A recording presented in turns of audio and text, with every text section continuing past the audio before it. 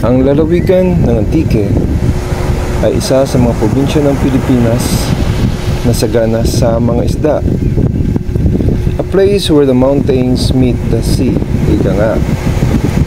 Ang pahabang probinsya ng Antique ay malapit sa dagat, kaya isa sa pangunahing pangkabuhayan dito ay ang pangingisda. Ang tanong, bakit napakaikli at tuwing buwan ng Pebrero hanggang Abril lamang ang panahon ng kasaganaan o peak season ng mga isda sa probinsya na ito?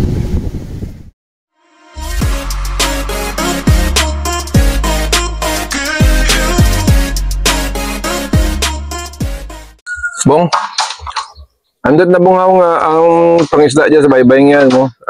May ano, no? May season, no?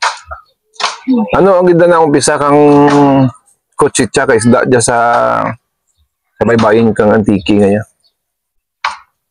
Ano nga bulan yung umpisa? Umpisa rakawang yun kang February.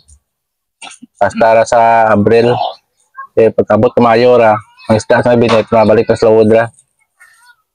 So gano'n ng migration kang isda sa amurang nga bulan nagapabinet? Kapabinet sa mga bulan ay ang El Nino. Pwede may kainit. Ang isda sa Lawod nagkapabinet. Mangita ka ramig nga ramig nga environment. Manaw ramig na ako sa binet kumpara sa Lawod? Dahil duro may mga sapa sa binet. Yung rabot ng bagong tubig nun. Sa may bayan, may mga tuburan, may rangan na bunab. Amura nga nalagas ng ramig, naglima.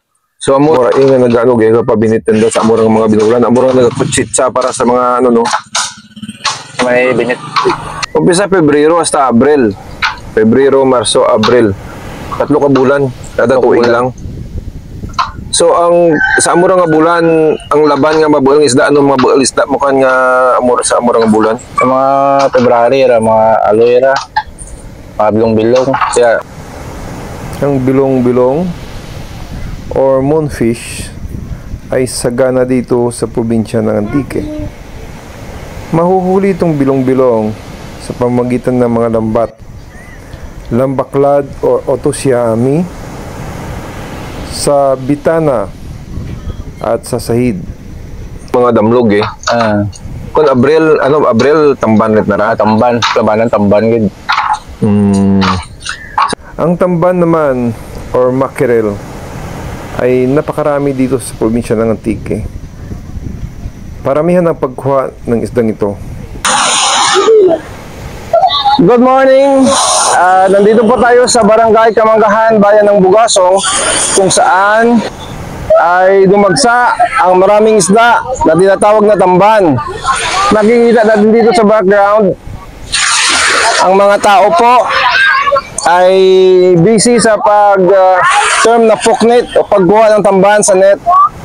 At kahit sa Dalampasigan, madami pong tamban na makikita. Tunito niladang tamban dito makikita sa Antique. Thanks God. Sa mo man yung bulan duro ano gaya na tawag niyo lata mong gaya? Mga Mayo para. Mayo na ra. Mamarot pa lang hasta. Video na hanggang si Bad sa ano gaya. Ba't binit? Po sa mo yung bulan ura gawat ti ano? Ti lata. Plagsa mo tamban na mo dagi. Timingan mo lang.